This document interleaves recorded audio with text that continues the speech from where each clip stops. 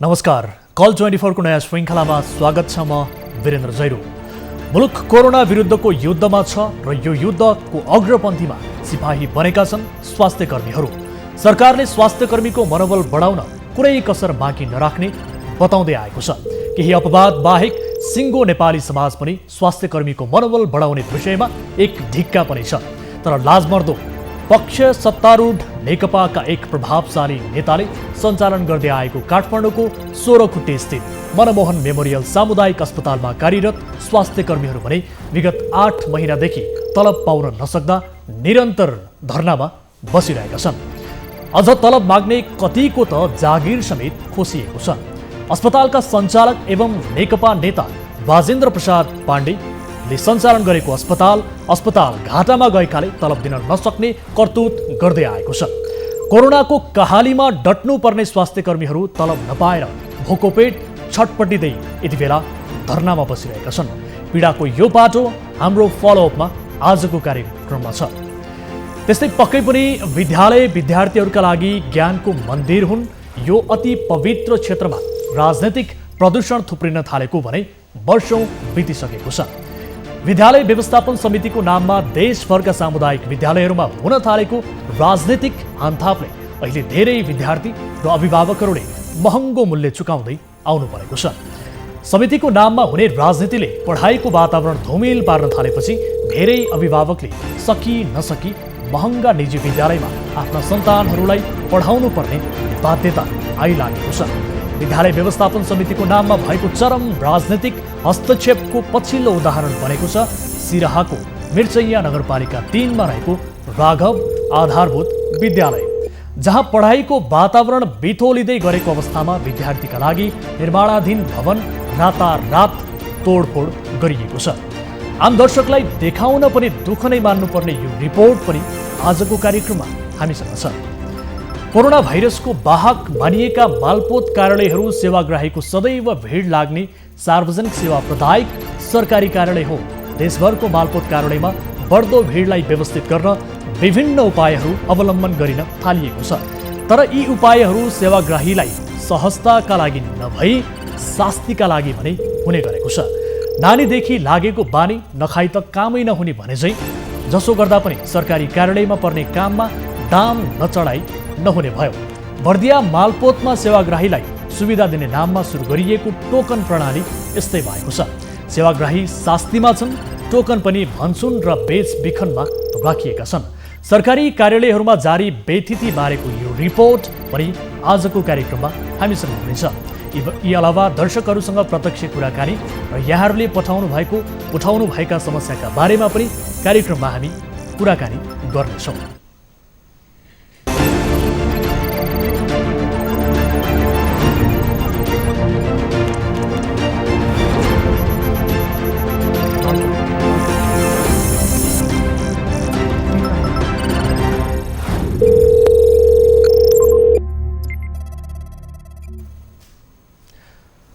दर्शकहरू, यसबाहेक तपाईहरूसँग कुराकानी हुनेछ। यिनै विषयवस्तुसहित आज पनि कार्यक्रम कल 24 मा हामी उपस्थित भएका छौँ र तपाईँ कुनै समस्यामा पर्नु भएको छ, कुनै विषयहरू छन्, ती विषयका बारेमा हामीलाई जानकारी गराउने तपाईँहरूले ठान्नु भएको छ भने हामीलाई कल गर्न सक्नुहुन्छ।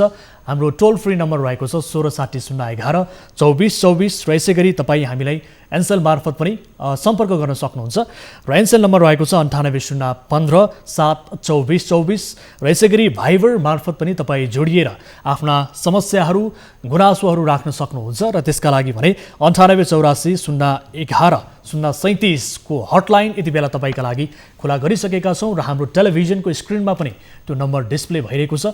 कुनै आपद विपदमा पर्नु भएको छ, कुनै जिज्ञासा समस्या छ भने तपाईँले हामीलाई सम्झन सक्नुहुन्छ र तपाईँले उठाएका विषयवस्तु सहित त्यसको फलोअप गर्दै हामी त्यसको समाधान स्वरूप रिपोर्ट मार्फत हामी सम्बन्धित निकायसँग कुराकानी गर्ने क्रमलाई निरन्तरता दिइरहेका छौँ र आज पनि यही विषयवस्तु सहित कार्यक्रममा उपस्थित छौँ। र सबैभन्दा पहिले आजको पहिलो विषय, सरकारी कर्मचारीहरूले दिने शास्ति कम्ती छैन। तपाईँ कुनै काम लिएर मालपोत, नापी वा प्रशासन कार्यालय वा अरू कुनै सरकारी कार्यालय जानुहोस्, तपाईँ निरीह बन्नु बाहेक अर्को विकल्प छैन। तपाईँकै सेवाका लागि ती कर्मचारी बसेका होइनन् कि तपाईँहरू उनीहरूको सेवाका लागि पुग्नु भएको हो, यही मानसिकताबाट गुज्रिएको कर्मचारी यति बेला हाबिरहेको छ। बर्दियाको गुलरियामा रहेको जिल्ला भूमि सुधार तथा मालपोत कार्यालयमा एक साता धाउँदा पनि काम हुँदैन। यो रिपोर्ट हेर्नुहोस्।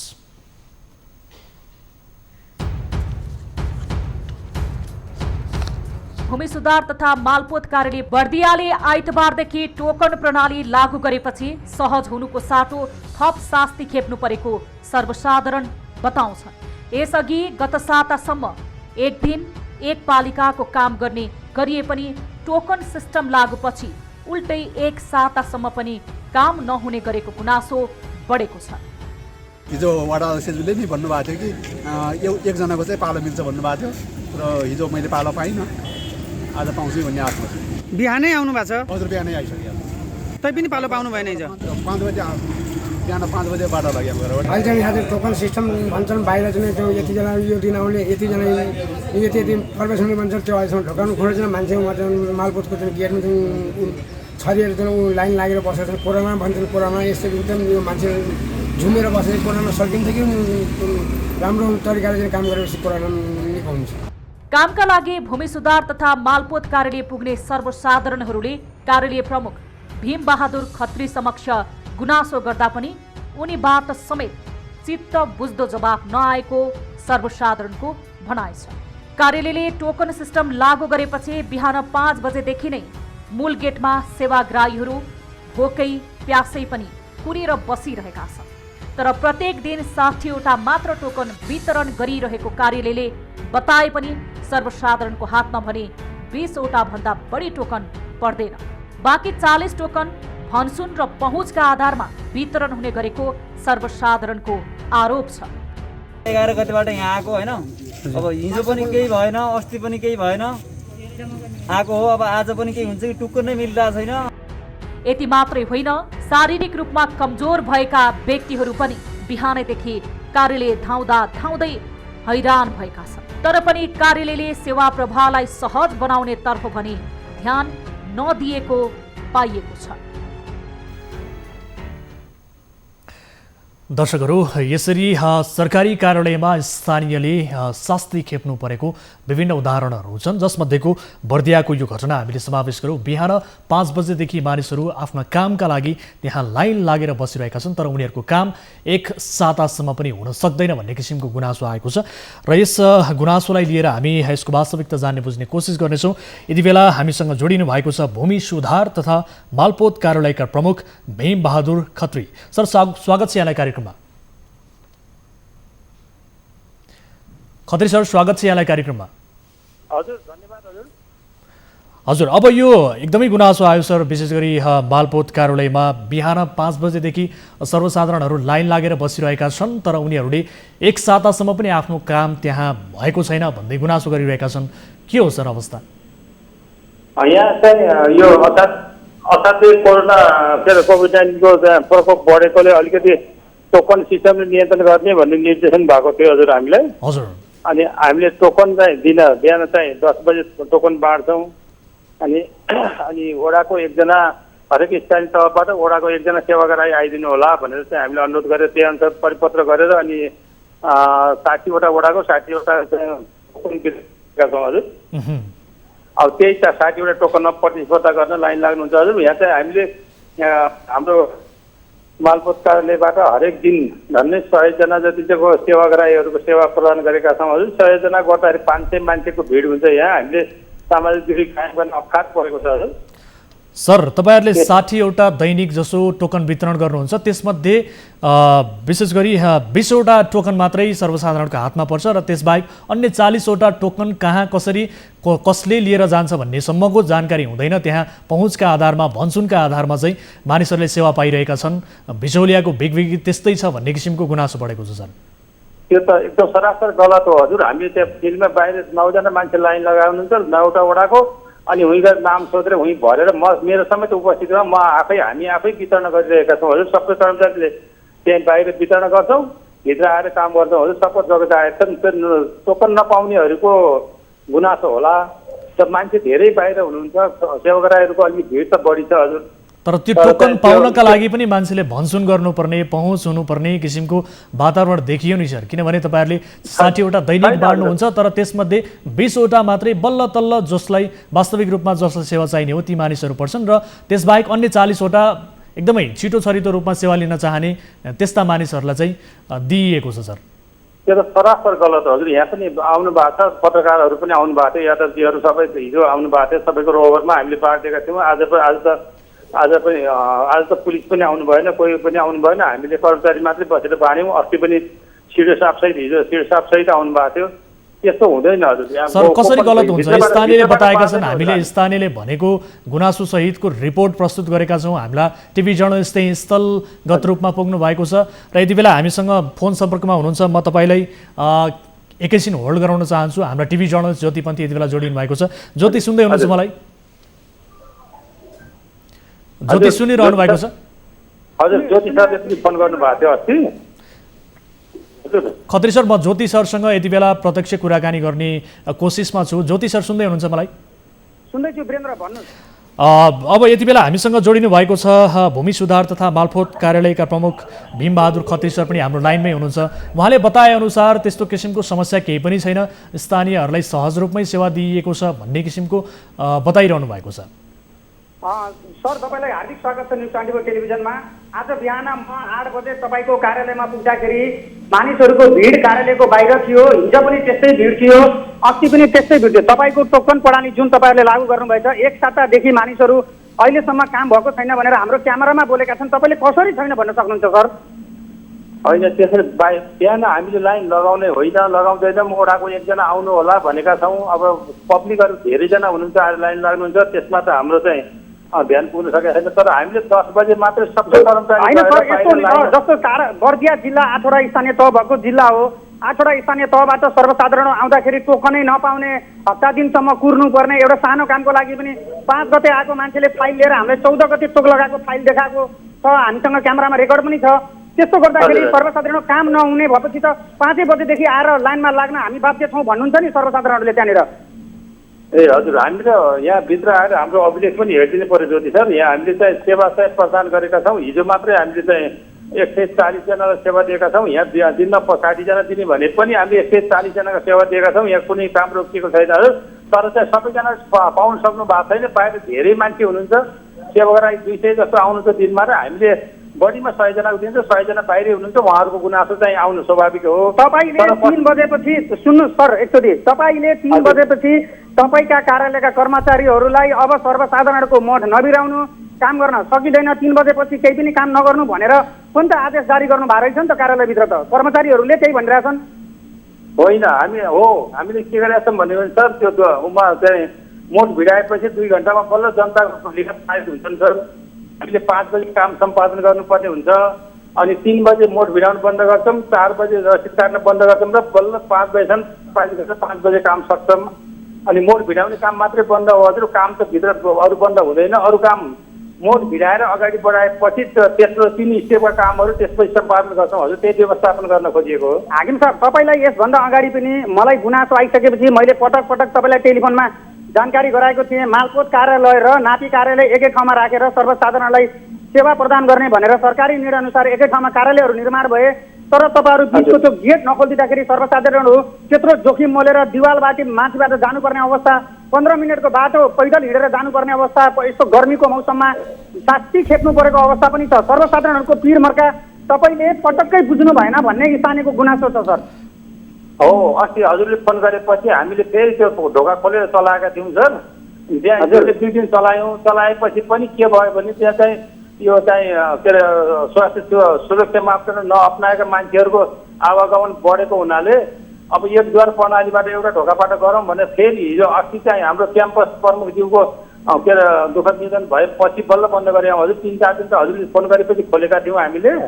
अनि त्यसपछि पनि सुरक्षित हुँदैन भन्ने चाहिँ भएर अब केही दिन बन्द गरौँ न त भनेर अहिले बन्द, त्यो ढोका पनि बन्द गरेका छौँ। अहिले चाहिँ के अरे पब्लिकहरूलाई भित्र परिवेशमा अलिकति बन्देज गरेका छौँ। यहाँ भिड नियन्त्रण गर्न खोजिया हुनाले सर तपाईँहरूले यो गर्न खोजिरहेको बताइरहँदा म तपाईँलाई जानकारी गराउँ खत्री सर, फरक क्षमता भएका व्यक्तिहरू जो शारीरिक रूपमा अशक्त हुनुहुन्छ ती व्यक्तिहरूले समेत बिहान लाइनमा बसेर साँझसम्म त्यहाँ रहँदा समेत उनीहरूले सेवा नपाएको स्थिति छ सर। हजुर हो, उहाँ टोकन फरक क्षमता भएका व्यक्तिहरूको हकमा चाहिँ के हुन्छ सर? हामीले बाहिरको लाइन हामीले नियन्त्रणमा लिएका छैनौँ सर। हामीले लिँदैन पनि बाहिर चाहिँ पब्लिकहरूलाई आफै तपाईँ व्यवस्थित भइदिनुहोस् भन्ने अनुरोध गरेका छौँ। त्यस कारणले पनि बाहिर भिड देखिन गयो। हामी नत्र पनि हामीले भित्र लाइन लगाएको भए हामीले व्यवस्थित गर्थ्यौँ। हामीलाई व्यवस्थित रूपमा लाइन लगाउने यस्ता कर्मचारी हामीसँग छैनौँ। हामीले भित्र पनि हामीले गर्ने, बाहिर पनि हामीले गर्ने भाव हुनाले सर तपाईँहरूले 60-60वटा दैनिक रूपमा टोकन वितरण गर्नुहुन्छ, त्यसमध्ये तपाईँहरूले फरक क्षमता भएका व्यक्तिहरूलाई पनि दिन सक्नुहुन्न। 20वटा मात्रै सर्वसाधारणलाई वितरण गर्ने, त्यसबाहेक 40वटा टोकन तपाईँहरूले भन्छुनका आधारमा आफ्ना मान्छेहरूलाई वितरण गर्नुहुन्छ भन्ने आरोप छ सर। त्यो त सरासर गलत हो सर। हामीले बाहिर फिल्डमै चाहिँ सबैजना उहीँ बसेर मान्छेको पब्लिकको त्यत्रो 100जना मान्छेको पब्लिकको अगाडि चाहिँ बोलाउँदै दिँदै नाम लेख्दै गरेका छौँ हजुर। सबैजना बसेर हजुरहरू आएर स्थलगत हेरिदिनु पर्यो। सर तपाईँ गलत भन्नुहुन्छ, त्यहीँ पुगेर तपाईँ हेरिदिनु पर्यो भन्नुहुन्छ। हाम्रा टिभी जर्नलिस्ट ज्योतिपन्थी त्यहीँ स्थलगतमै बिहान पुगेर आउनु भएको छ। उहाँले सर्वसाधारणको गुनासो सहितको रिपोर्ट यहाँ हामीले यहाँ टेलिभिजनमा देखाइरहेका छौँ दर्शकहरूलाई। कसरी आएर के हेर्नु पर्यो सर अब त्यहाँ? बिहान हामीले कार्यालय नखोल्दै आएर चाहिँ सर्वसाधारण आएर लाइन बसिनुहुन्छ। उहाँहरू चाहिँ उहाँको रिपोर्टिङ चाहिँ ज्योति सरले लिइदिनु भएको रहेछ होइन सर? हजुर। हामीले ठ्याक्कै त्यो टोकन वितरण गर्ने बेलाको त्यो रिपोर्टिङ दिइदिनु भएको भए अनि चाहिँ यो गलत हो कि होइन थाहा हुने थियो। होइन, यो एक दिनको मात्र गुनासो होइन सर, एक दिनको मात्र गुनासो होइन। तपाईँहरूले टोकन लागू गरेदेखि, विशेष गरी यो आइतबारदेखि नै टोकन लागू गरेदेखिको यो निरन्तर रूपमा सर्वसाधारणले गरिरहेको गुनासो हो सर। एक दिनको मात्रै गुनासो होइन, आज मात्रै त्यो गुनासो आएको होइन सर। आज 3 दिन भयो सर हामीले बाँड्न लाग्यो। हजुर। अनि 3 दिन मात्रै भयो। अब हामीले चाहिँ अब ठिक छ, अब यसलाई समाधान कसरी गर्ने? स्थानीयले जुन किसिमको शास्ति यति बेला तपाईँ मातहतको कार्यालयबाट पाइरहेका छन्, यसलाई समाधान कसरी गर्नुहुन्छ सर? अब सरसँग सिरो साहबसँग के राय माग्न म जाँदैछु हजुर। अब चाहिँ हामी टोकन सपोकन नगर्ने, खुला छोडिदिने। जति चाहिँ कोभिड हुन्छ, जति मरिन्छ हामी मरिन्छ, बाँचिन्छ। हामी चाहिँ यो रोकथाम गर्न हामी सक्दैनौँ हजुर। सेक्युरिटीको हिसाबले हामीलाई चाहिँ सम्भवै छैन यो स्वास्थ्यको अब यसमा टोकन सिस्टम बढाउन सक्ने सम्भावना छैन? टोकनको यो क्वान्टिटीहरू बढाउने हो कि अथवा टोकन सिस्टम बनाउँदाखेरि त यस्तो आउँछ नि त हजुर, गुनासो आउँछ नि त। हामीले त नियन्त्रण यो चाहिँ भिड मात्रै नियन्त्रण गर्न खोजेको। हामीले अरू स्वार्थै छैन यसमा। सबै सेवा गरेर सेवा दिनै खोजेको हो अनि सहज रूपमा दिन दिउँ अनि यस्तो भिड नगरिकन दिउँ। सर भिड मात्रै नियन्त्रणको कुरा गरेर त भएन नि, सेवाको पनि कुरा आउँछ। कार्यालयले दिने सेवा प्रदानका कुराहरू पनि आउलान्, सेवाग्राहीहरूलाई सेवा पनि चाहिला, उनीहरूको काम पनि बन्नु पर्ला। यी विषयहरूलाई पनि त ध्यान दिनु पर्यो नि सर। जतिलाई राम्रोसित दिन सक्छौँ उहाँहरूलाई मात्रै प्रवेश गराउने मात्रै हाम्रो उद्देश्य हो सर। त्यही हो, सेवा राम्रोसित दिन सकौँ भनेर नै हजुर। भनेपछि अब कसरी यो समाधान हुन्छ ल भन्नु? जुन हिसाबले स्थानीयहरूले गुनासो गरिरहेका छन्, शास्ति पाइरहेका छन्, फरक क्षमता भएका व्यक्तिहरूले समेत त्यहाँ दुःख पाइरहेको स्थिति छ, यसको समाधान कसरी हुन्छ अब? अब चाहिँ ओपन गर्ने मात्रै मेरो देखाएर त ओपन गरिदिने। यहाँ चाहिँ कुनै किसिमको बन्देज नलगाउने हजुर। अनि सबैलाई चाहिँ जति आउनु चाहिँ गरिदिने। अब चाहिँ हामीले सेवाहरू पनि थप्नुपर्छ हजुर। हाम्रो यति कर्मचारी क्षमताले सक्दैन। हामी चाहिँ 5 जना अफिसरले गर्ने ठाउँमा 2 जनाले गरिरहेका छौँ हजुर। अहिले 3 जना अफिसर पनि खाली, 18-11 जना अरू कर्मचारी पनि खाली छ हजुर।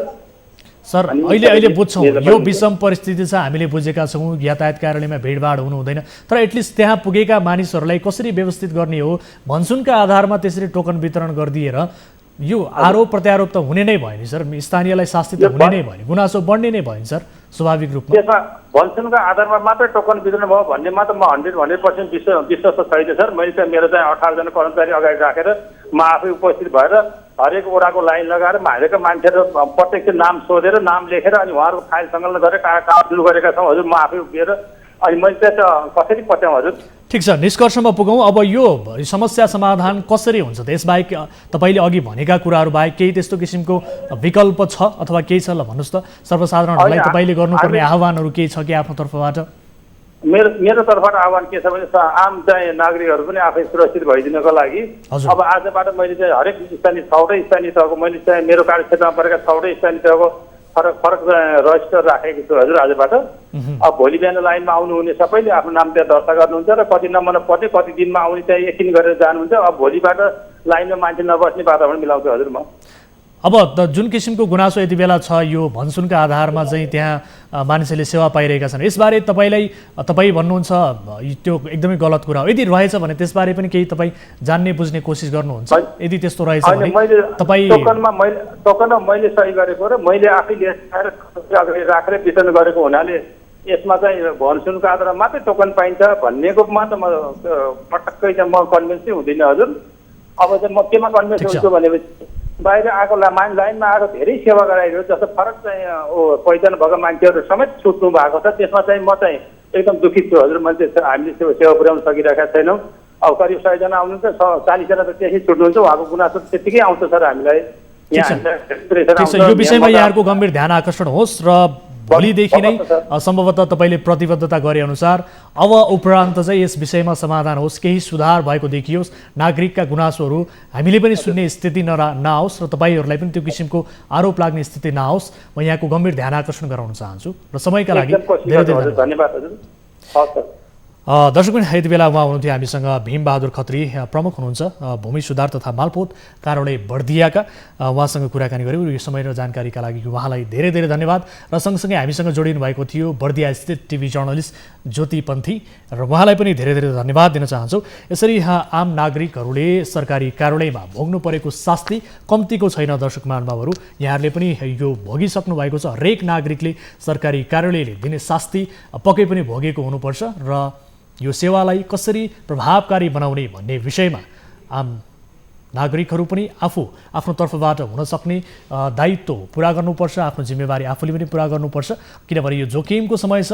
यो जोखिमका समयमा आफूले कसरी सुरक्षित रहने र कसरी सुरक्षित तरिकाले कार्यालयका सेवाहरू लिने भन्ने सवालमा नागरिक स्वयं आफू पनि सचेत हुन जरुरी छ भने नागरिकलाई कसरी सही र सहज तरिकाले सेवा प्रदान गर्ने छिटो छरितो भन्ने सवालमा सरकारी कार्यालयका कर्मचारीहरू अझ बढी गम्भीर हुन जरुरी छ। त्यसकारण पनि हामीले यो रिपोर्ट प्रस्तुत गरेका हौँ र यस कार्यालयमा भएको सुधार अथवा सुधार भयो भएन भन्ने सवालमा पक्कै पनि हामी फलोअप गर्नेछौँ।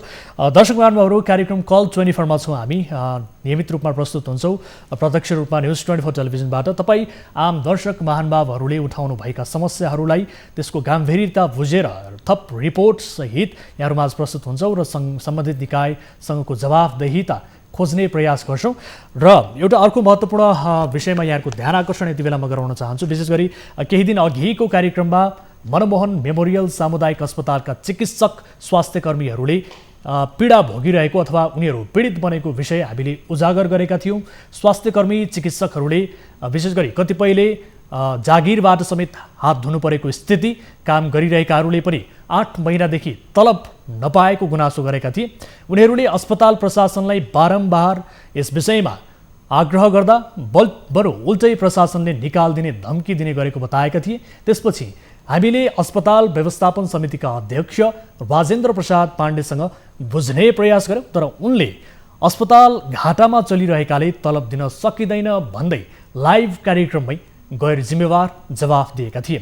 यस विषयमा थप बुझ्न खोज्दा उनले नियत बस्ने हाम्रो फोन समेत काटिदिएका थिए। तर यता आफूहरूले काम गरेको पारिश्रमिक पाउनुपर्ने भन्दै अझै पनि स्वास्थ्यकर्मी चिकित्सकहरू अस्पताल परिसरमै धरनामा बसिरहेका छन्। आफूहरू विगत केही दिनदेखि धरनामा बसिरहेको भए पनि अस्पताल प्रशासनबाट कुनै प्रतिक्रिया अहिलेसम्म नआएको उनीहरूले बताएका छन्। हामी थप बुझ्न आन्दोलन स्थल अस्पताल परिसरमै पुग्यौँ। यो फलोअप रिपोर्ट हेर्नुहोस्।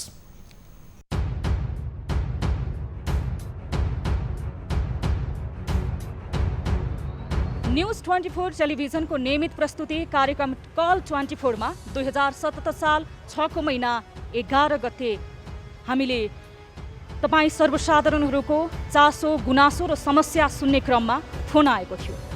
जुन फोनमा विगत 8 महिनादेखि मनमोहन सामुदायिक हस्पिटलमा फ्रन्ट लाइनमा कार्यरत स्वास्थ्यकर्मीहरूले विगत 8 महिनादेखि स्यालेरी नपाएको गुनासो गर्नुभएको थियो र हामीले यो गुनासोलाई सम्बोधन गर्ने क्रममा जो धादिङबाट निर्वाचित जनप्रतिनिधि हुनुहुन्छ राजेन्द्र पाण्डे, नेकपाका सांसद, उहाँ यो मनमोहन सामुदायिक हस्पिटलको अध्यक्ष समेत रहनु भएको छ। उहाँलाई हामीले यो गुनासो सम्बोधनको लागि संवेदनात्मक भूमिका निर्वाह गर्न खोजेका थियौँ। र उहाँले त्यति बेला बताउनु भएको थियो टेलिफोन सम्पर्कमा हामीसँग जोडिँदा, म बिरामी छु, हस्पिटल घाटामा छ, मैले कर्मचारीहरूलाई कसरी तलब दिने, जो कर्मचारीहरू त्यहाँ काम गरिरहेका छन् ती प्रक्रियागत रूपमा काम गरेका कर्मचारीहरूलाई मैले कर्मचारी भनेर स्यालेरी दिन सक्दिनँ, म यति बेला बिरामी छु, हस्पिटल घाटामा छ भनेर उहाँले गैर जिम्मेवारपूर्ण जवाफ दिनुभएको थियो। र निरन्तर रूपमा यहाँका जो रिलेन्सनमा आज 4 दिनसम्म रिलेन्सन बसिरहनु भएको छ यहाँका कर्मचारी, उहाँहरूले टेलिफोन गरे पछाडि हामी फलोअपको लागि कल 24 को टिम मनमोहन सामुदायिक हस्पिटल ठमेलमा आइपुगेका छौँ।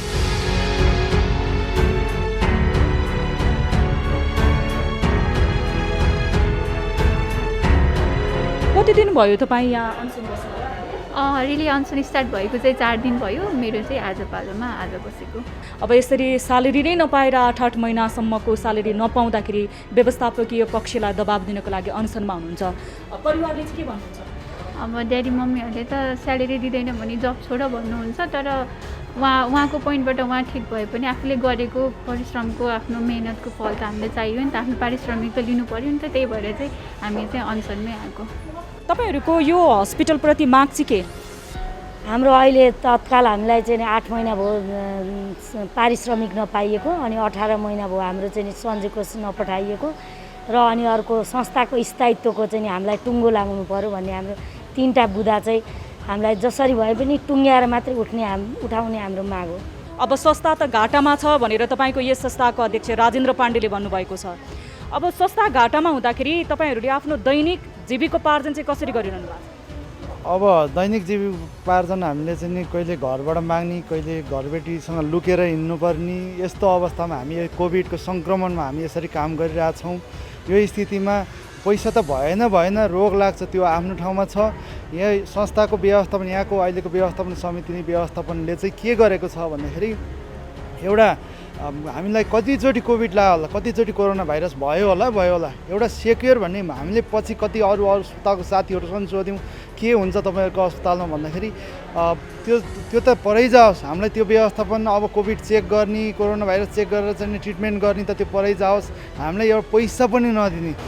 अब भर्खरै कुराकानी गर्दाखेरि त अनौपचारिक रूपमा तपाईँले यहाँ सेयर पनि हाल्नु भएको थियो भन्ने सुनेको थियो। अब सेयर अब हाले त थियो, अहिले पनि हालेकै छु, तर अब भन्ने के, अब 1,11,000 हालेको थियो त्यतिखेर। हजुर, सबैको बराबर हो, जति राजेन्द्र प्रसाद पाण्डेको अधिकार छ, जति भुजेन्द्र प्रसाद यादव म हो, मेरो अधिकार पनि त्यतिकै छ। तपाईँहरूको नि अधिकार छ, तपाईँहरूकै पैसाको सेयरबाट हस्पिटल चलेको छ, र फेरि तपाईँहरू नि 8 महिनादेखि स्यालेरी पाउनुहुन्न।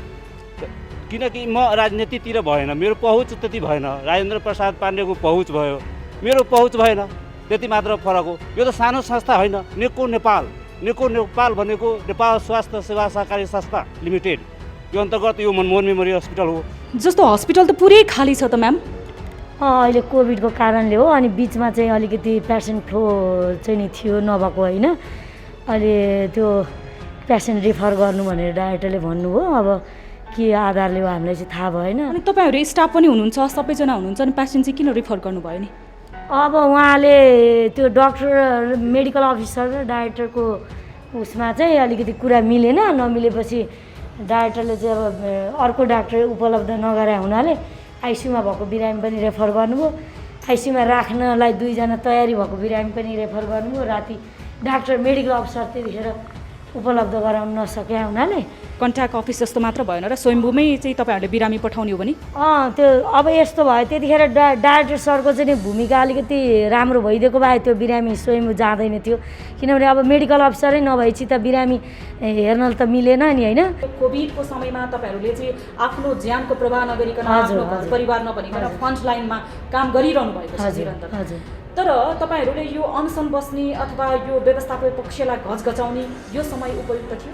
होइन, अब यस्तो यो समय उपयुक्त थियो भन्नलाई चाहिँ अलि थिएन, तर हामी बाध्य भयौँ कि 8 महिना भयो नि त। घर भाडामा छ भन्नुभयो, घरबेटीको चाहिँ के छ गुनासो, तपाईँहरूले जानकारी लिनु पाउनु भएको छ?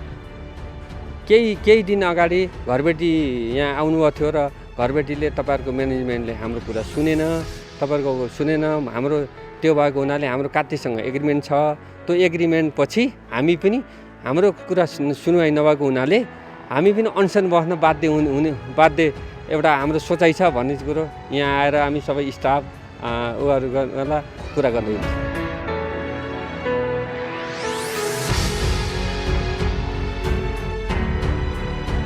देश यति बेला कोरोना संक्रमण कोभिड-19 रोगको त्रासले पीडित रहेको छ।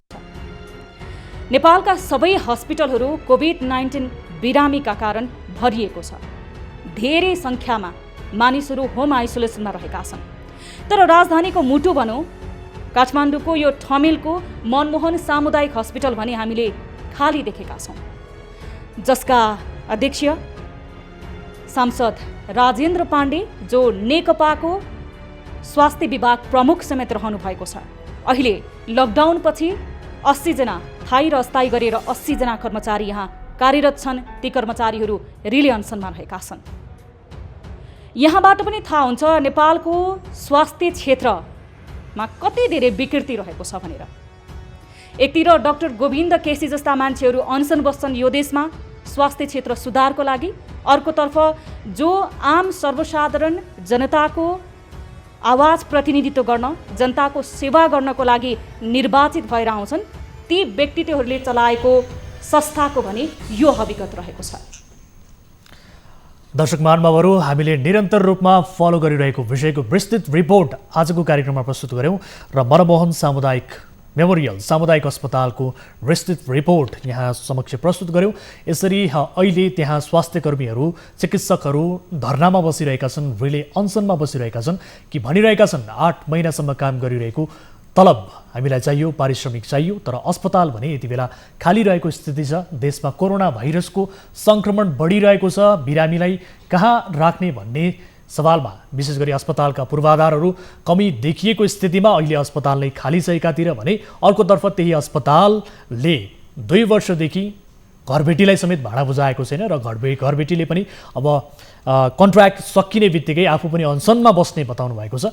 जुन अस्पताल नेकपाका सांसद राजेन्द्र प्रसाद पाण्डेले चलाएको अस्पताल हो र उहाँले यस्तै अस्पतालहरू, सामुदायिक अस्पतालहरू अन्य ठाउँमा पनि चलाएको जानकारी प्राप्त भएको छ, जहाँ स्वास्थ्यकर्मीहरू पीडित बनेका छन्। ती स्वास्थ्यकर्मीहरूले तलब नपाएको भन्दै यति बेला आफू अनसनमा बस्न बाध्य बनेका छन् र कतिपय स्वास्थ्यकर्मी चिकित्सकहरू त्यहाँबाट निकालिएका छन्, उनीहरूलाई निकालिएको समेत छ र जो तलब माग्न खोजिरहेका छन्, जसले पारिश्रमिक लिन खोजिरहेका छन्, तिनीहरूलाई समेत यदि प्रशासनलाई हामीलाई तलब दिनु पर्यो भनेर आवाज उठाउन खोजिरहँदा उनीहरूलाई पनि निकाल्ने सम्मको धम्की त्यो अस्पताल प्रशासनले दिइरहेको छ।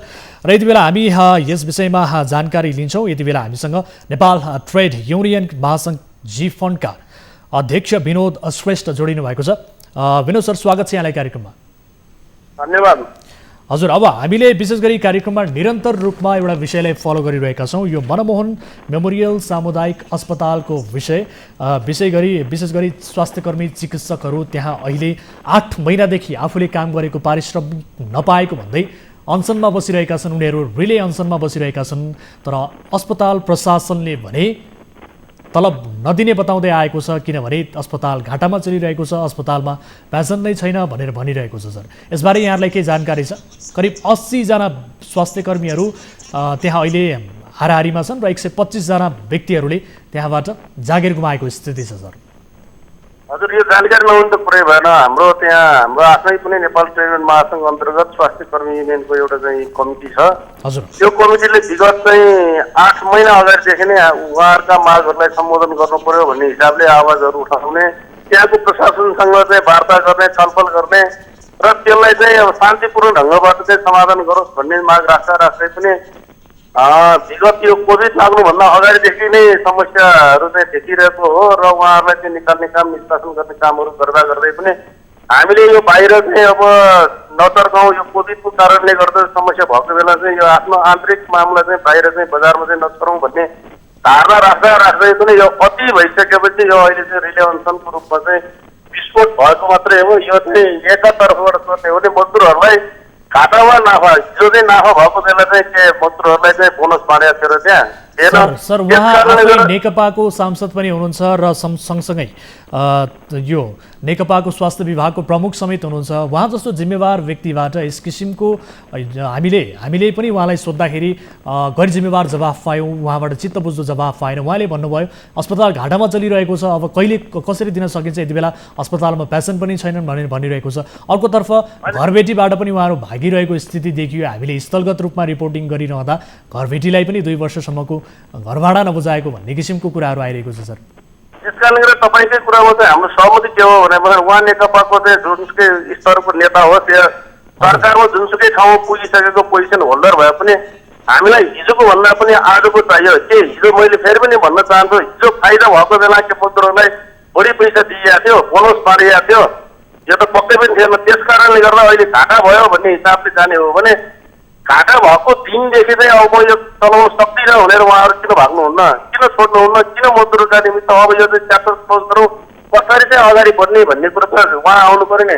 उहाँ न घरबेटीका सँग सम्पर्क गर्नुहुन्छ, न मजदुरहरूसँग सम्पर्क गर्नुहुन्छ। म न मजदुरको ऐन कानुन बनाउने ठाउँमा उहाँ आफै हुनुहुन्छ, ऐन कानुन बनाउन पनि उहाँ आफै अग्रसर हुने, अनि त्यसलाई परिपालना नगर्ने त यो अति गैर जिम्मेवारी हो भन्ने हामीले ठानेका छौँ।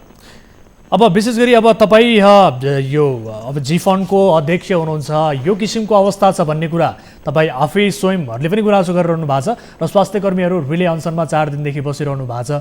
उहाँहरूका पीडा माग 8 महिनादेखि स्यालेरी पाउनु भएको छैन र उहाँहरूले समेत आफूले घरबेटीलाई भाडा तिर्न नसक्दा घरबेटीले पनि उहाँहरूलाई टर्चर दिइरहेको स्थिति छ, खाने लाउने के भन्ने किसिमको समस्या कतिपय स्वास्थ्य कर्मीहरूमा छ।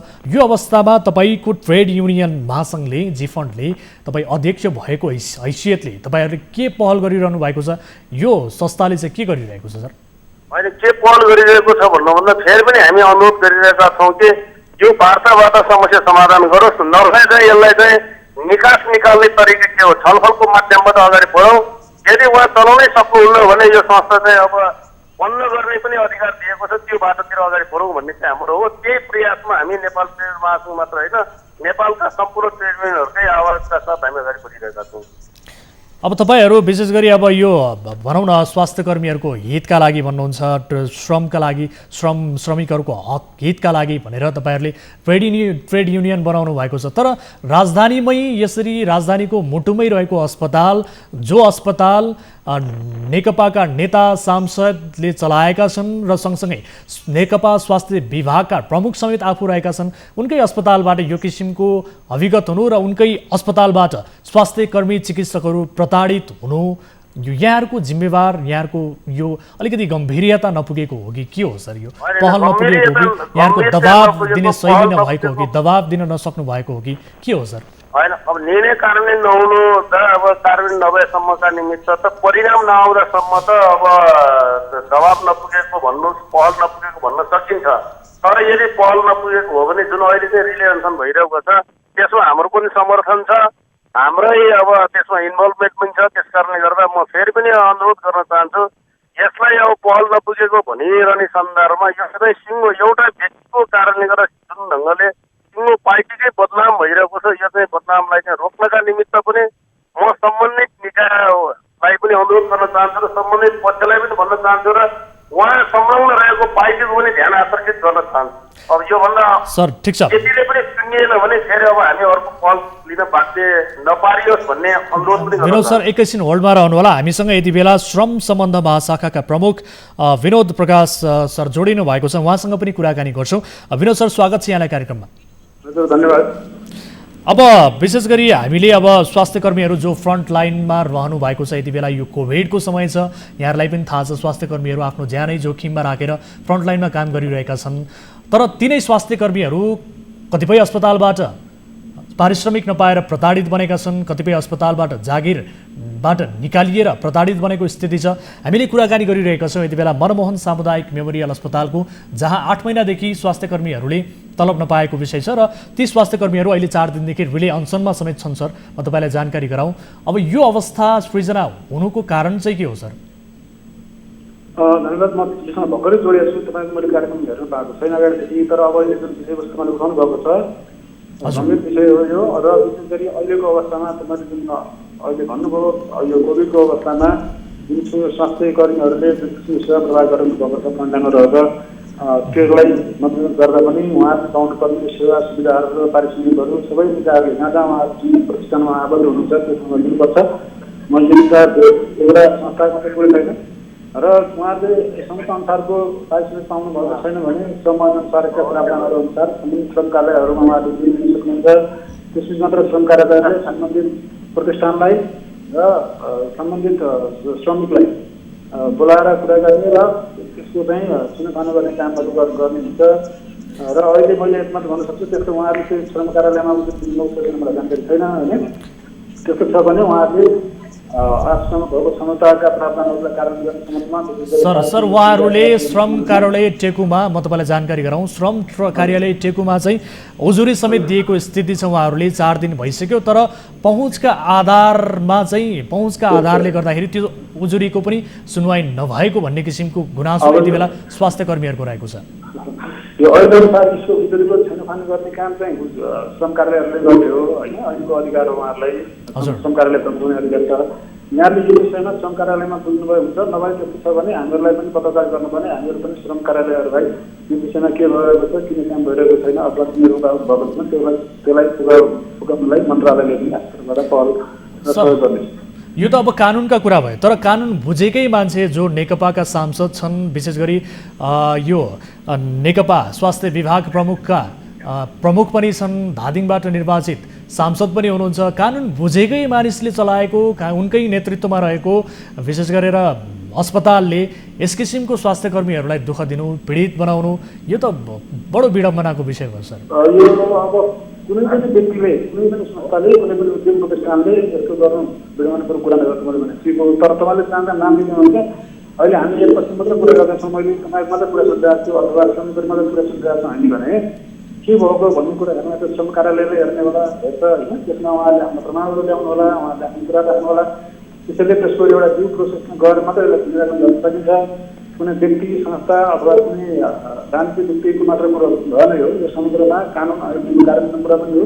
र त्यसमा जुन मर्का परेको पक्ष छ उहाँहरूले आफ्नो आफूले चाहिँ जुन भन्ने पनि भन्नुभयो तपाईँले त्यो छ भने सम्बन्धित कार्यालयलाई उसले जुन आवश्यक जुन समय लिएर गर्नुपर्ने छानबिन अथवा सम्बन्धित पक्षलाई बोलाएर गर्नुपर्ने एउटा छलफल क्रममा हुनसक्छ। मलाई यो सबै जानकारी छैन अहिले तर मेरो यहाँलाई अनुरोध के भन्छु अब यो कसले चलाएको प्रतिष्ठान हो भन्ने भन्दा पनि जुन किसिमले श्रमिकहरू विशेष गरी अहिलेको अवस्थामा डक्टरहरू नै अथवा स्वास्थ्यकर्मी नै पीडित भएको कुरा गर्नुपर्छ यो कुरा गलत हो। र यस्ता कुराहरू छन् भने सम्बन्धित पक्षहरूसँग बसेर कुराकानी गर्ने र त्यसलाई गर्ने काम श्रम कार्यालयले गर्ने वस्तुको अब मैले अघि पनि जानकारी गराएँ सर तपाईँलाई विनोद सर अघि पनि जानकारी गराएँ विशेष गरी उहाँहरूले अहिले टेकुमा श्रम कार्यालय टेकुमा चाहिँ उजुरी दिनुभएको छ तर त्यो उजुरी सुनवाई भएको छैन भन्ने किसिमको गुनासो पनि उहाँहरूको रहेको छ। अब यो तपाईँले सुन्नु न यो मलाई सोध्नुभन्दा त्यो श्रम कार्यालय सोध्नु भएको राम्रो हुन्थ्यो म पनि सोध्न सक्छु होइन। ठिक छ यहाँहरूले कसरी समन्वय गर्न सक्नुहुन्छ यसमा कसरी समन्वय गर्न सक्नुहुन्छ यो राजनीतिक प्रभावमा यो उहाँहरूले दिएको उजुरी सुनवाई नहुने कार्यान्वयन नहुने अवस्था आउँछ कि आउँदैन सर? राजनीतिक दबाब मात्रै राजनीतिक दबाब कुनै गुन्जाइस रहन्न। युक्तिसङ्गत कुरा न्यायसङ्गत कुरा र कानुनसङ्गत कुराहरू हुन्छन्। राजनीतिक दबाबको कुनै पनि गुन्जाइस रहन्न। म यहाँलाई विश्वास दिलाउन चाहन्छु त्यहाँ प्रोसेसमा हुँदाखेरि केही समय लाग्न सक्छ। के भएको छ यस विषयमा भनेर म श्रम कार्यालयलाई म स्वयं पनि सोध्नेछु।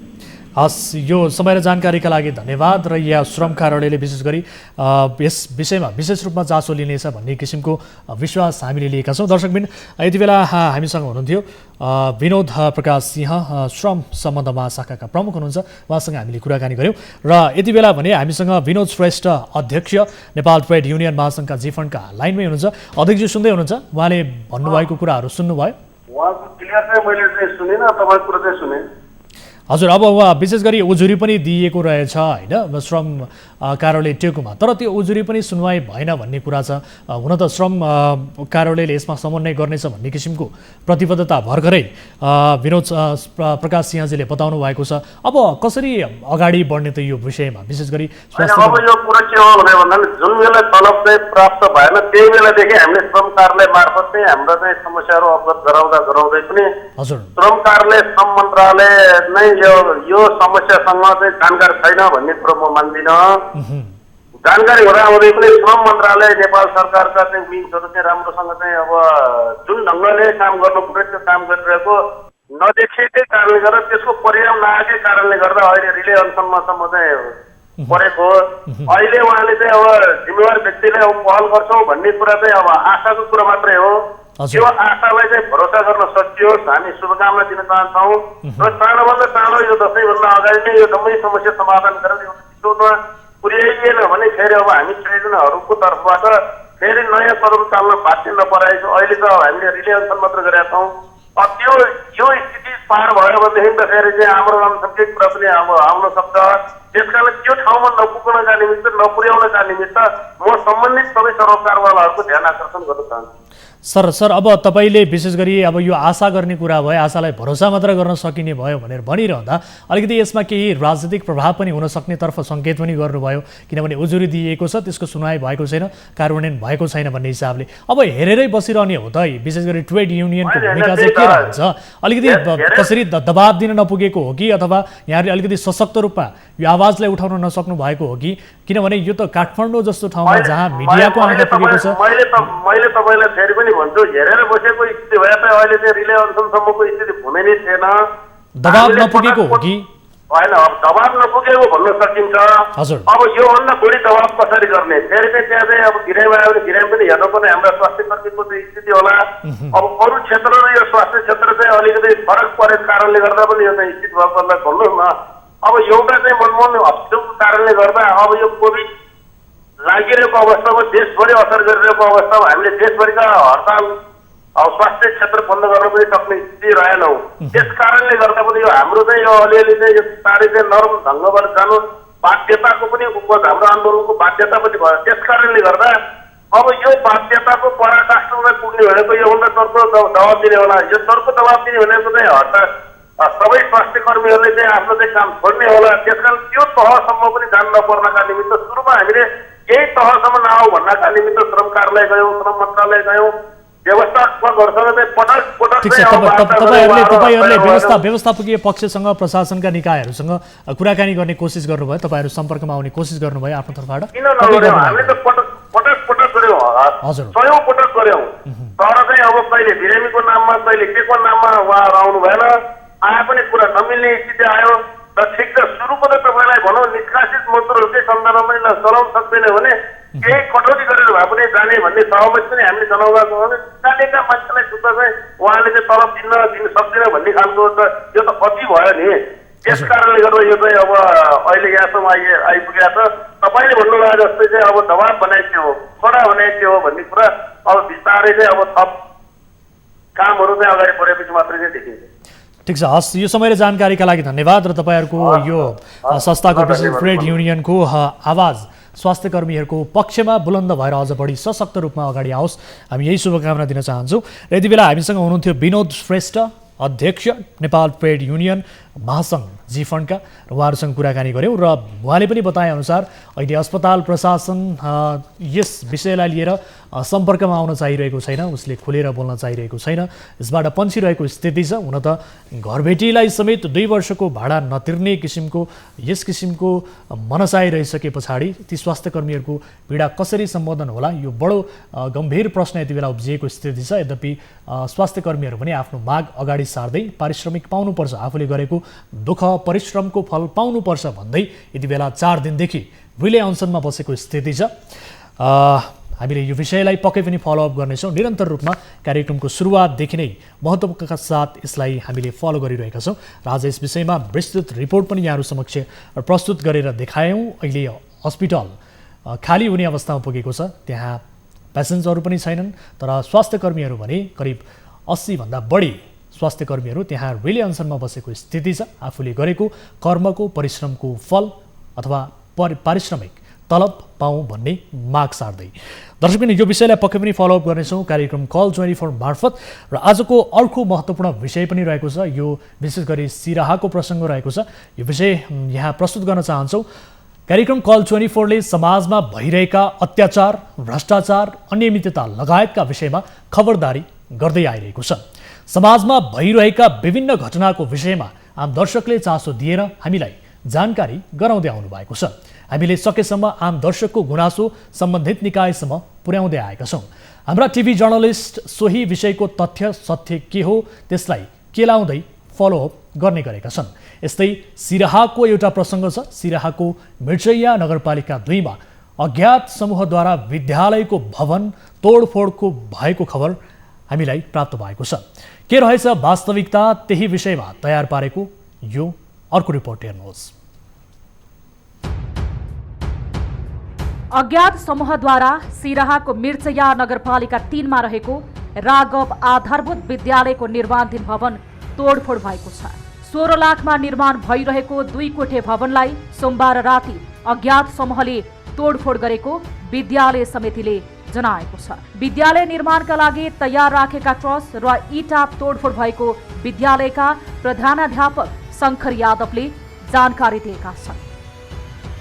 शिक्षा शाखा मिर्चिया नगरपालिकाबाट 75-76 को अनुदान 2 कोठे ट्रस सहितको 16 लाख रुपियाँ भवन हो। अब यो हामीले लगभग 1 हप्तादेखि काम गरिरहेका छौँ। यहाँ मिस्त्री ठेकदार ट्रस खडा गरियो, ट्रस खडा पनि भइसकेको थियो। जगहरूमा फाउन्डेसनमा सबै गर्यो, जाम पनि गर्यो।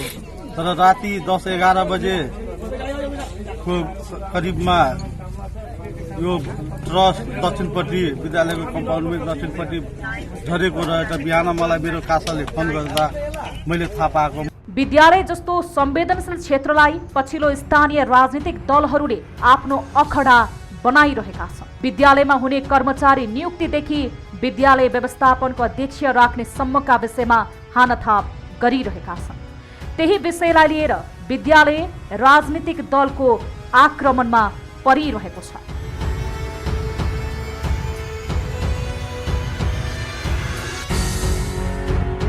यता नगर प्रमुख श्रवण यादवले भने ग्रामीण विकास देख्न नसक्ने केही समूहले समाजमा आपराधिक क्रियाकलाप गर्दै आएको बताउँछन्। आफूलाई स्थानीय नेता दाबी गर्दै आएका खगेश्वर यादव समूहले विद्यालयको भवन तोडफोडदेखि समाजमा आपराधिक गतिविधि गर्दै आएको आरोप लगाएका छन् भने जनतालाई दुःख दिने समूहमाथि मुद्दा दर्ता गर्दा समेत कारबाही नभएको बताउँछन्। योजना शाखाका साथीहरू ओभरसियर इन्जिनियर आएर मिस्त्रीहरू लगाएर विद्यालय चाहिँ बनाउने काम जारी गर्यो। विद्यालय बनेर ट्रस्टको तपाईँको सबै काम भएर त्यो ट्रस्ट उभाइसकेको थियो। सबै नोट भाल्टो गरेर 9 वा 10 वटा मिस्त्रीले काम गरेको थियो। राति 10-11 बजे आएर त्यो सबै भत्काइदियो र त्यो भत्काउने मान्छे एकदमै भनेको छ, उसको भोइस रेकर्ड छ हेडमास्टरको मोबाइलमा, तपाईँ बनाउनुहोस् म भत्काइदिन्छु भन्ने कुरो पनि भनेको छ र भत्काएको पनि छ र अहिले तपाईहरू पनि सबै हेर्नुभयो। यता 2 वर्ष अघि विद्यालयमा अध्ययनरत विद्यार्थीहरूको अभिभावकहरूको सहमतिमा स्थानीय खगेश्वर यादवलाई विद्यालय व्यवस्थापन समितिको अध्यक्षमा चयन गरेको स्थानीय स्रोतको दाबी छ। आफू अनुकूलको अध्यक्ष नभएको भन्दै मिर्चैया नगरपालिकाका मेयर श्रवणले आफ्ना नजिकका व्यक्तिहरूको रोहबरमा रामकुमारलाई विद्यालय व्यवस्थापन समितिको अध्यक्ष बनाएका थिए। त्यही विषयमा विवाद भइरहेको स्थानीयको भनाइ छ। बर विकास कोनो अबे है, बर विकास कोनो भी सब में अवरोध करे है। और ये बीरपुर में 58 लाख रुपया आयल छे, वो ये सब कुछ समिति गठन भक अध्यक्ष कोषाध्यक्ष सब चुना का काम जब शुरू भेले, फिर वो यहाँ के सब ला जाकर भैत उत दिल के लगभग जे काम करबे समिति सब 5 लाख के घाटा लगा दिल के। स्कूल में आयल छे काम करेला तो लेबर के पिटल के बाई फेर दिल के, कते कपार फेर दिल के। कहिया फेर दिल के? अरे स्कूल बनवाइले तो 5 गते के बेले। हाँ, यहाँ 5 गते के।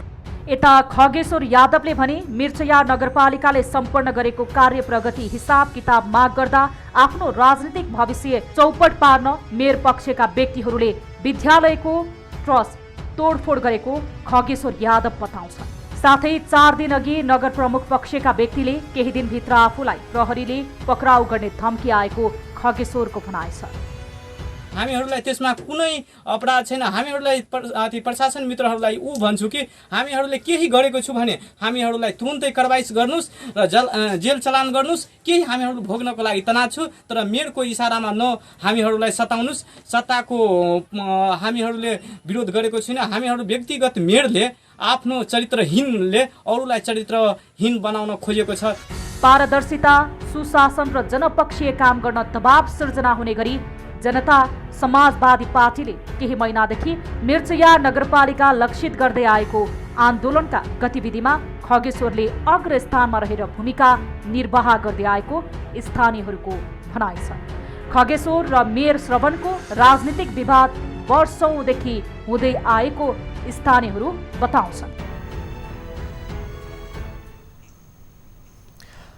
दर्शकहरू, सिराहाबाट टिभी जर्नलिस्ट दिलीप सोहनीले पठाएको यो विशेष रिपोर्ट हामीले प्रस्तुत गर्यौं र यस विषयमा हामी जानकारी लिने कोसिस गर्छौं। यति बेला हामीसँग जोडिनु भएको छ स्थानीय नेता, राष्ट्रिय जनता पार्टीका स्थानीय नेता हुनुहुन्छ खगेश्वर यादव। यादव सर, स्वागत छ यहाँलाई कार्यक्रममा। हजुर, मेरो तर्फबाट 24 मा सबै श्रोताहरूलाई हाम्रो तर्फबाट नमस्कार।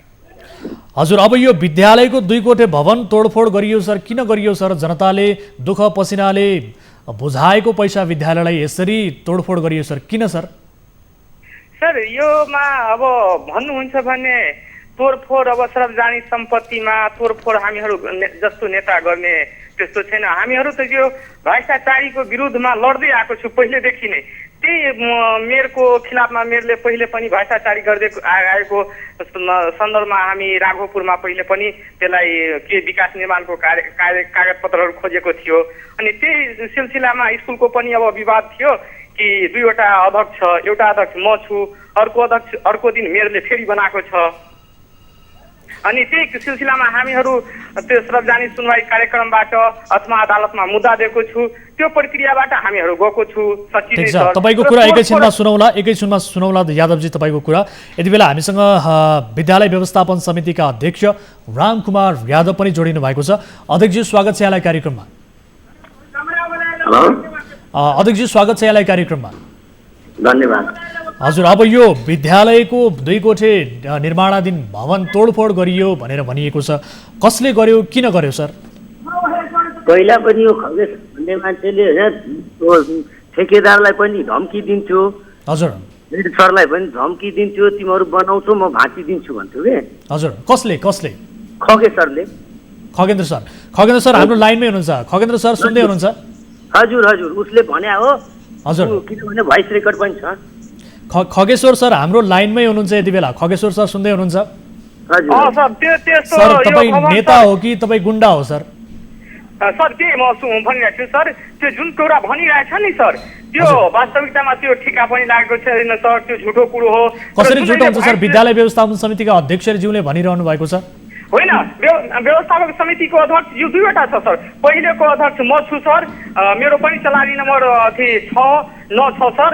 पहिले आज मलाई नियुक्ति गरेको छ, अर्को दिनले मेयरले त्यसलाई बनाएको छ सर। विद्यालयको भवन तोडफोड चाहिँ कसले गर्यो त? त्यसो भए तपाईँले गर्नु भयो? सर, त्यो होइन सर, त्योहरूले आफै गरेको छ। त्यो रेकर्ड म अहिले हजुरलाई सुनाउँछु।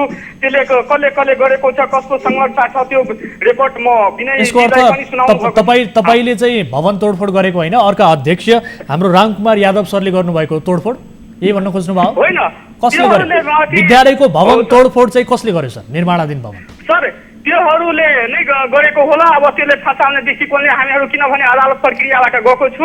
त्यो अदालत मुद्दा छ कि 2वटा अध्यक्ष म पहिलेको अध्यक्ष मलाई हुनु पर्यो। त्यो लिखित प्रतिवेदन म राजविराजमा चढाएको छु सर। त्यही हुनाले त्योहरूले त्यस्तो षड्यन्त्र गरेको छ सर। सर तपाईँ एउटा स्थानीय नेताले त आफ्नो ठाउँको एउटा विकासको लागि सोध्छ, बनेको विद्यालय तोड्छ सर। विद्यालय जस्तो संवेदनशील को भवन तोडफोड गर्ने तपाईँहरू सर, राजनैतिक अखडा बनाउने विद्यालयलाई, यो त भएन सर। होइन सर, हामीहरू त्यसमा खास गरेर मेयरले त्यस्तो अखडा बनाएको सर। 4वटा समिति निर्माण भएको छ। तपाईँलाई भनिरहनु भएको छ यो तपाईँले चाहिँ विद्यालयको भवन तोडफोड गर्नुभयो भनेर।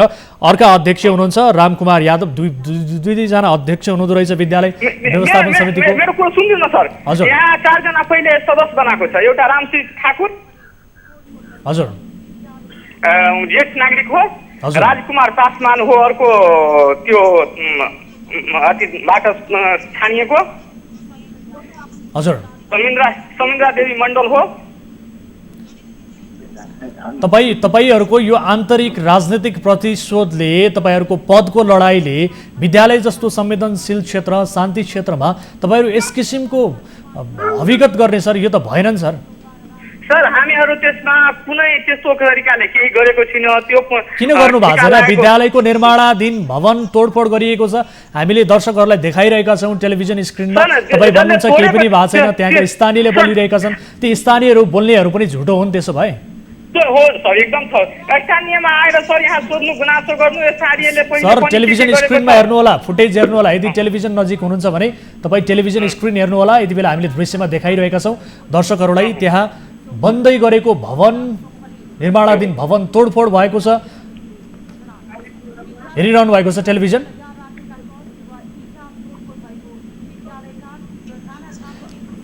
रामकुमार यादव सर सुन्दै हुनुहुन्छ? यादव सर सुन्दै हुनुहुन्छ? म सुन्छु सर। यादव सरले सुन्दै हुनुहुन्छ? रामकुमार सरले? हजुर सुन्दैछु। खै तपाईँले भन्नुभयो भर्खरै खगेश्वर ज्यूले जो अर्का अध्यक्ष भनेर भनिरहनु भएको छ, उहाँको समूहले तोडफोड गर्यो, उहाँले तोडफोड गर्यो भनेर भन्नुभयो। यो एउटा विद्यालयमा 2 जना अध्यक्ष हुनुहुन्छ, तपाईँहरू पनि पदको लडाइँमा हुनुहुन्छ। त्यही पनि के हो, तपाईँहरूलाई त्यो कमिसन कतै नमिलेको हो कि अथवा के हो, कस्तो हो? किन यस किसिमको तपाईँहरूको प्रतिशोधमा यो विद्यालयलाई पार्नु भएको? विद्यालयमा त 2 जना अध्यक्ष हुँदैन। हजुर, विद्यालयमा त अध्यक्ष हुन्छ, 2 जना हुँदैन। हजुर बताउनुहोस्। देशर समूहदेखि हाम्रो गाउँमा सबै मान्छे समाज सबै भयभीत छन् क्या। बारम्बार उनीहरूले पिट्छन्, मान्छे बदमासी गर्छ, तथाभावी गर्छ। अस्ति भर्खर 4 गते टाउनमा तपाईँले के भन्छ, वडा अध्यक्षहरूलाई पनि टाउको फुटाइदिएको थियो, विराटनगरसम्म इलाज भयो। उसले कसैलाई बाँकी राखेको छैन। कस्तो किसिमको राजनीति गर्नुहुन्छ सर तपाईँहरू? अब यो विद्यालयको भवन तपाईँहरू विद्यालय व्यवस्थापन समितिका अध्यक्षहरूबाट नै तोडफोड भएको छ भन्ने विषयले के सन्देश दियो सर? हेलो, सुन्दै हुनुहुन्छ यादव सर? हजुर सुन्दै हुनुहुन्छ? यादव सर सुन्दै हुनुहुन्छ? भन्नु। हेलो, तपाईहरूले राजनीति गर्ने व्यक्ति हुनुहुन्छ, तपाईँहरू स्थानीय नेता हुनुहुन्छ, पार्टीमा आबद्ध भएर राजनीति गरिरहनु भएको छ, तर तपाईँहरू जस्तो व्यक्तिबाट, विद्यालय व्यवस्थापन समितिको अध्यक्षबाटै विद्यालयका भवन तोडफोड हुन्छन् भने यसले सन्देश के दिन्छ सर? हेलो, सुनिरहनु भएको छ खगेश्वर सर? यादव सर सुन्दै हुनुहुन्छ? म सुने सर। पहिले सबभन्दा पहिले कुरो के हो, त्यसले भनेको 2-2वटा स्कुलमा अध्यक्ष हुन्छ। त्यो स्कुलको चलानी नियुक्ति नम्बर 6-9बाट हामीहरूले दर्ता गरेको छ। हामीहरू जिल्लामा जिल्ला शिक्षा कार्यालयमा सिराहा पनि दर्ता गराएको छु सर। हजुर, 70 दर्ता नम्बर हो सिराहाको सर। मिति 2075 साल हो सर, 5 महिना 22 गते हो सर। तपाईहरू जस्तो अध्यक्ष हुनुहुन्छ अनि अध्यक्ष भएर आफै विद्यालयको भवन तोडफोड गर्ने त सर, यसले के सन्देश दियो भन्नुहोस् न? हामीहरू त्यो तोडेको सर के भने अहिले त्यो आफै कारण खुलाएको छ कि विद्यालय व्यवस्थापकमा कहीँ 2-2वटा अध्यक्ष हुन्छ। त्यो अध्यक्ष भने त्यसको नियुक्ति नम्बर कति छ त्यो सुन्नु सर। हामी त आफ्नो नियुक्ति नम्बर भनिसकेको छु कि हामीहरूको त्यो 6-9 त्यो स्कुलले नै त्यसो भए त्यसको कानुनी प्रक्रिया हुन्छ होला। पदको रिस तपाईले त्यसरी विद्यालय भवनमा पोख्दाखेरि यसले सन्देश चाहिँ के दियो के सर? एकदम यदि तपाईलाई चित्त बुझाइ छैन, 2-2वटा अर्का अध्यक्षप्रति तपाईको पदको लडाई हो भने तपाईँ कानुनी प्रक्रियामा जान सक्नुहुन्छ। एकदम सर, त्यही भएर हामीहरू सर कानुनी प्रक्रियाले गएको छु। हामीहरू केही भत्काएको छैन। त्योहरू कानुनको डरले त्योहरू त्यस्तो गरेको छ सर। जसले गरेको छ त्यो माथि कडा कारबाही हुनु पर्यो सर। हाम्रो यो चलानी नम्बर हेर्नु सर, त्यो सिराहाको 1170 हो, 2075 साल 9 महिना 22 गतेमा हामी दर्ता गराएको छु। हामीलाई जुन नियुक्ति पेपर दिएको छ। हामीसँग यति बेला जोडिनु भएको छ, मेयर साहब पनि जोडिनु भएको जानकारी प्राप्त भएको छ। यति बेला श्रवण यादव मिर्चैया नगरपालिकाका मेयर हुनुहुन्छ। मेयर साहब स्वागत छ यहाँलाई कार्यक्रममा। धन्यवाद। हजुर, अब यो तपाईँको नगरपालिकामा बडो एउटा दुःखलाग्दो विषय बाहिर आएको छ। विद्यालयको भवन यति बेला तोडफोड भएको छ, निर्माणाधीन भवन, तर विद्यालय व्यवस्थापनका 2 जना अध्यक्ष हुनुहुँदो रहेछ। उहाँहरूलाई यो विषय निकै रोचक लागेको छ सर, के हो सर यो? 2वटा अध्यक्ष त हुँदैन, अध्यक्ष त एउटै हुन्छ हैन? हजुर, 2 जना अध्यक्ष एकैचोटि आउनुभयो, दुवैजना अध्यक्षले म अध्यक्ष हो भनेर उहाँले दाबी गरिरहनु भएको छ। यति बेला हाम्रो लाइनमै हुनुहुन्छ खगेश्वर यादवज्यू, उहाँ हाम्रो लाइनमै हुनुहुन्छ, तपाईँलाई सुनिरहनु भएको छ। र यसै गरी अर्का अध्यक्ष हुनुहुन्थ्यो रामकुमार यादवज्यू, उहाँसँग पनि हामीले कुराकानी गऱ्यौँ। के हो सर यो? त्यो त बिल्कुलै चाहिँ हुँदै होइन। त्यो अब खगेश्वरजीलाई चाहिँ अब कसरी त्यो यो अब म अध्यक्ष भनेर उहाँलाई चाहिँ अब आफैमा आफै सोच्ने कुरा हो। उहाँ अध्यक्ष हो भने उसले चाहिँ कानुनी उपचार छ, देशमा चाहिँ एउटा यसको अर्थ खास अध्यक्ष चाहिँ को? ऐन छ। अध्यक्ष चाहिँ को? मेयर साहब अध्यक्ष चाहिँ को? अब अध्यक्ष चाहिँ रामकुमार यादव हो त्यहाँको, हैन? हजुर। हामी अब रामकुमार यादव त्यहाँको अध्यक्ष हो।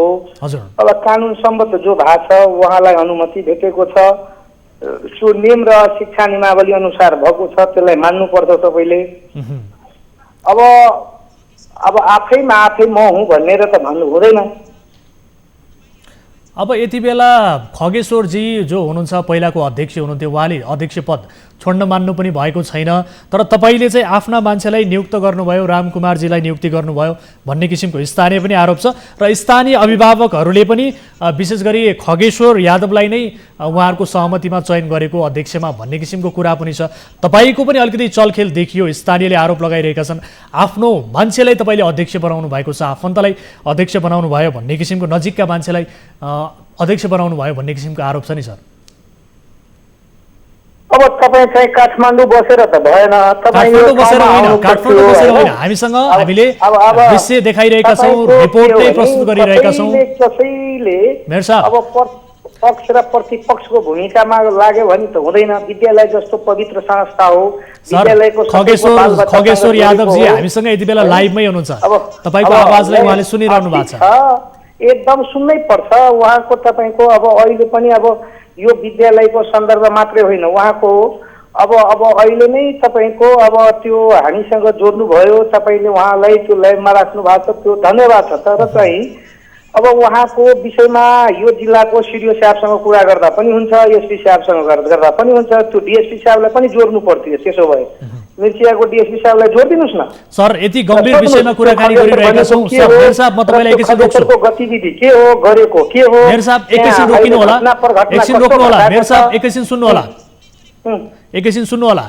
हामीले स्थानीय तहमा यस किसिमको तपाईँको नगरपालिकामा भएको विषयलाई उठाउन खोजिरहँदा विशेष गरी त्यहाँ स्थानीयले पनि आरोप लगाइरहेका छन्, गुनासो गरिरहेका छन्। हामीले दृश्यमा फुटेज देखाइरहेका छौँ, भिडियो देखाइरहेका छौँ, स्थानीयको भनाइहरू प्रसारण गरिरहेका छौँ। यति भनिरहँदा तपाईँ काठमाडौँबाट के हेरिरहनु भएको छ, काठमाडौँ बसिरहनु भएको छ भन्ने किसिमको यस्तो किसिमको गैर जिम्मेवार जवाफ दिनुहुन्छ सर तपाईँ?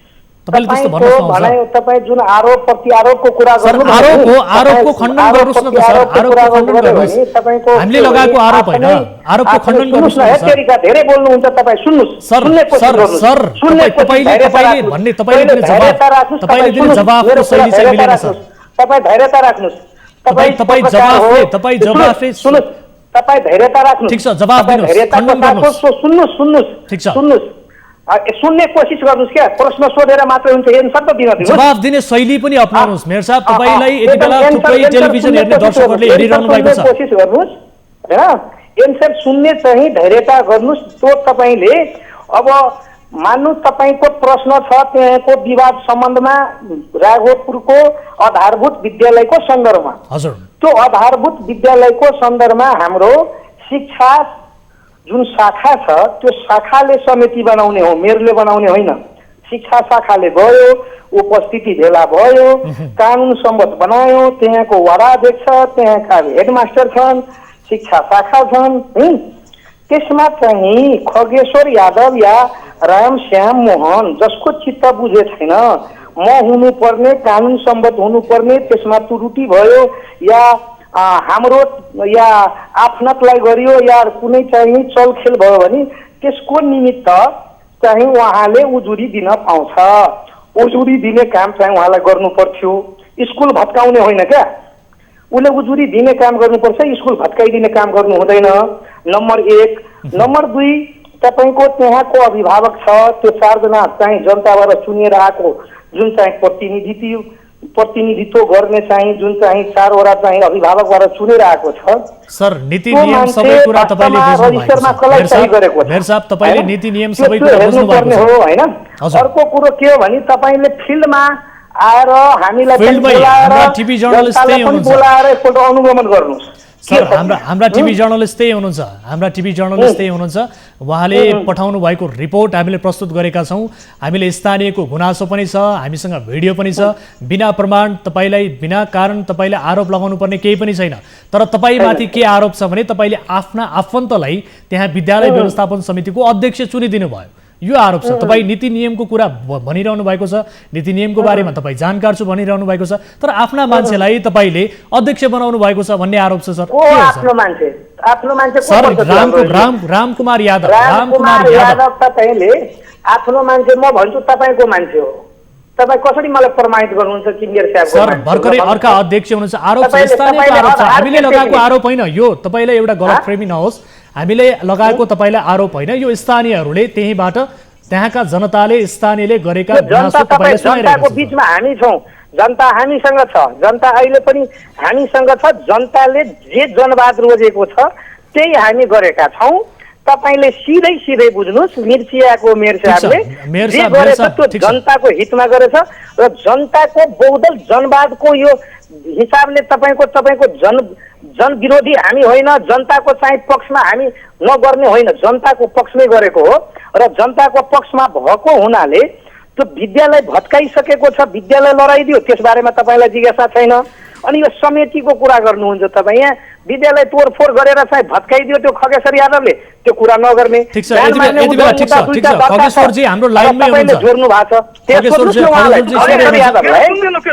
मेरो कुरा सुन्दिनु के सुन्छ तपाई मेरो कुरा सुन्दिनु सर खै तपाईले त आरोप मात्र लगाउनु खगेश्वर यादवको 2 वटा मुद्दा दर्ता छ जान मार्ने उद्योग 2टा मुद्दा दर्ता छ फरार अभियुक्त छ फरार अभियुक्तलाई तपाईले मसँग कुरा गराउनुहुन्छ त्यो फरार अभियुक्तसँग खगेश्वर जी तपाईलाई गम्भीर आरोप लागेको छ सर खगेश्वर जी तपाई बताउनुस् तपाईले मेयर साहबलाई आरोप मात्रै लगाउनु भएको हो उहाँसँग स्थानीय जनता उहाँका पक्षमा छन् भनेर म मेरो कुरा सुन्दिनु सर मेयर साहबले जुन कुरा भनिरहेछ नि जनताबाट 4 वटा सर्वसहमतिले जुन चुनिएको छ रामसित ज्येष्ठ नागरिक राजकुमार पासवान समिन्द्रा देवी प्रमिला देवी शाह यो 4 वटा जनताबाट चुनिएको छ त्यस पछाडि त्यो 65 66 दर्ता नम्बरबाट चिठी चलानी नम्बर काटेको छ सबैजनालाई 20 गतेमा भेला बसाएर त्यो 4 जना अभिभावकबाट 3 जना हामीले चुनेको छ त्यो फोटोकपी पनि छ सर त्यहाँ त्यो दर्ता नम्बर जिल्ला एकाइ समितिको 1170 हो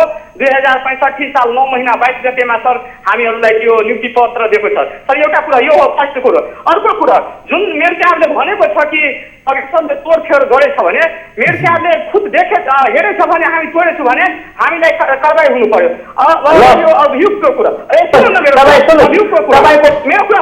मेरो कुरा सुनिदिनु जब अभियुक्तको कुरा अब उमाकान्त जस्तो हतियारा त्यो मेरो नै आफै छ इन्जिनियरको अपहरण गर्ने त्यो माथि नै मुद्दा छ अनि अहिले भर्खरै त्यो अहिले जुन मिडियाको मेयर छ त्यो मिडियाको अधिकृतले भित्र गएर कुट्ने त्यही छ त्यस्तो अपराधी मान्छे आफ्नो छ अरूलाई फसाउने खोज्ने चरित्रहीन बनाउने त्यो तपाईले मेयर साहब सुन्नुभएको आवाज सुन्नुहोस् है हेलो हजुर बताउन सुनिरहेका छौँ तपाईँ त सर्वप्रथम त्यो तपाईले कसरी त्यो आँट गर्नुभयो तपाईले कस्तो मिडियाको पत्रकार हो अपराधीलाई जोडेर सर आरोप लगाउने मान्छे तपाईको टेलिफोनमा छ यहाँ सुन्नुहोस् तपाईले हाम्रो पत्रकारिताको विषयमा सुन्नुहोस् तपाईले हाम्रो सञ्चार माध्यमको विषयमा पत्रकारिताको विषयमा प्रश्न उठाउने तपाईलाई कुनै अधिकार छैन सर तपाईले हाम्रो पत्रकारितामाथि प्रश्न उठाउने अधिकार छ सर तपाईलाई सर आरोप लागेको छ विद्यालयको भवन तोडफोड भएको छ सर यति संवेदनशील विषय छ सर तपाईलाई सामान्य रूपमा लिइरहनु भएको छ आरोप लागेको छ तपाईमाथि खण्डन गर्नुस् न सर खण्डन गर्नुस् न जनतासँग अपराधमा मुछेको छ अहिले फरार अभियुक्त छ अनि त्यो फरार अभियुक्तलाई चाहिँ सिधै कुरा गराइदिने मेयर साहबलाई बोलाएर कुरा गर्नुस् तपाईलाई आरोप लागिरहेको छ स्थानीय उहाँले मात्रै हैन थुप्रै स्थानीयले आरोप लगाएका छन् सर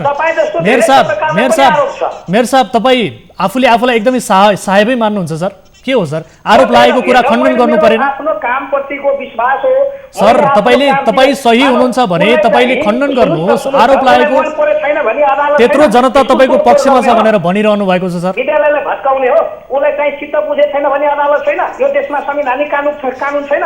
उसले चाहिँ पाउनुपर्ने अधिकारमा कहीँ वञ्चित गर्यो, कसैले रोक्यो भने यो देशमा कानुन छैन। कानुनको सहारा लिनु पर्दैन कि स्कुल तोड्ने हो, स्कुललाई भत्काइदिने हो?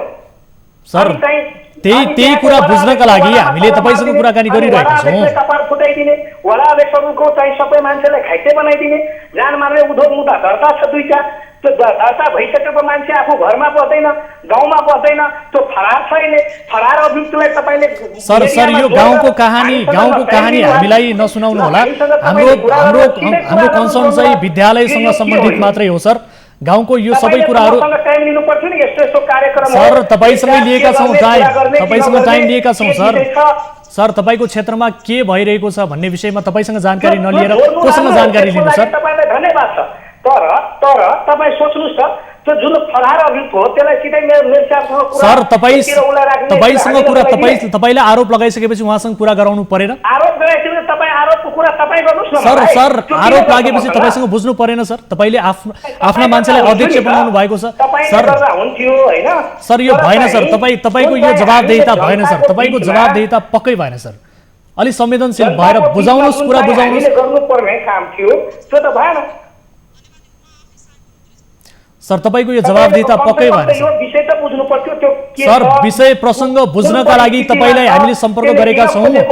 तपाईँलाई लागेको आरोपको खण्डन गर्नुहोस् भनेर भनिरहेका छौँ। तपाईँको आरोपको खण्डन गर्ने एउटा प्लेटफर्म पनि त हो नि त यो सर। तपाईँको यो जवाबदेहिता नै भएन क्या सर? तपाईले कुरा गर्दा हुन्थ्यो नि, उसलाई किन जोड्नु भयो? सर, किन नजोड्ने? प्रत्येक सम्बन्धित व्यक्तिलाई जोड्नु परेन सर। कस्तो कुरा गर्नुहुन्छ सर? तपाईँ डराउनुहुन्छ सर? तपाईँ डराएको हो? तपाईँ जवाफ दिन डराएको हो? सर, तपाईँ डराए जस्तै भयो सर। यो त किन डराउनुहुन्छ? पत्रकार हो क्या? तपाईले कुरा आएर गर्नुहोस्, हाम्रो नगरपालिकामा आउनुहोस्, कहिले आउनुहुन्छ? ठिक छ, यस विषयमा हामी थप फलोअप पक्कै पनि गर्नेछौँ मेयर साहब। तर तपाईँको जवाफदेहिता पक्कै पनि भएको छैन। हामी पक्कै पनि आउनेछौँ। तपाईँको यो स्थलगत रूपमा के भएको हो भन्ने विषयमा बुझ्नेछौँ र यो जानकारीका लागि तपाईँलाई अहिले धेरै धेरै धन्यवाद दिन चाहन्छु। दर्शकबिन यति बेला उहाँ हुनुहुन्थ्यो, हामीसँग जोडिनु भएको थियो मिर्चैया नगरपालिकाका मेयर साहब नै हुनुहुँदो रहेछ उहाँ, साहेब जस्तै। उहाँ यति बेला हामीसँग जोडिनु भएको थियो र उहाँसँग हामीले यस विषयमा जानकारी लिन खोज्दा विशेष गरी मलाई जानकारी नदिइकन खगेश्वरजीलाई किन जोड्नु भयो भन्ने किसिमको उहाँले यस किसिमको जवाफदेहिता अलिकति जवाफदेहिता उहाँको घमण्ड पनि हामीले महसुस गरेका छौँ। यद्यपि यस विषयमा थप फलोअप पक्कै पनि गर्नेछौँ हामी। र यति बेला उहाँ हुनुहुन्थ्यो हामीसँग मिर्चैया नगरपालिकाका प्रमुख श्रवण यादव। यो जवाफदेहिता उहाँको अलिकति मिलेको छैन, त्यस कारणले यस विषयलाई हामी फलोअप पक्कै पनि गर्नेछौँ। उहाँले हाम्रो पत्रकारितामाथि पनि प्रश्न उठाउनु भएको छ। यद्यपि हाम्रा टिभी जर्नलिस्ट त्यहीँ पुगेर स्थलगत रूपमा यो रिपोर्ट यहाँहरू समक्ष प्रस्तुत गरेका हौँ र यसको सत्य तथ्य बुझ्नका लागि हामीले मेयर साहबलाई कुराकानी गऱ्यौँ र सँगसँगै विद्यालय व्यवस्थापन समितिका दुवै अध्यक्षहरूलाई पनि हामीले कुराकानी गऱ्यौँ। हाम्रो कन्सर्न के मात्र हो भने विद्यालयको भवन तोडफोड गरिनु हुँदैन, विद्यालय जस्तो शान्ति क्षेत्रमा राजनैतिक खैला बैला मच्चिनु हुँदैन, त्यहाँ राजनैतिक अखडा विद्यालयलाई बनाइनु हुँदैन भन्ने किसिमको कन्सर्न हाम्रो रहेको छ। यो विषयलाई पक्कै पनि फलोअप गर्नेछौँ। आम दर्शक महानुभावहरू, कार्यक्रम कल 24 छौँ। नियमित रूपमा यहाँका गुनासोहरू सुन्ने, बुझ्ने र त्यसको समस्या समाधान गराउने कोसिस प्रयत्न जारी रहन्छ। आजलाई भने कार्यक्रमको निर्धारित समय सकिएको छ। हामी निरन्तर न्युजमा छौँ। नमस्ते।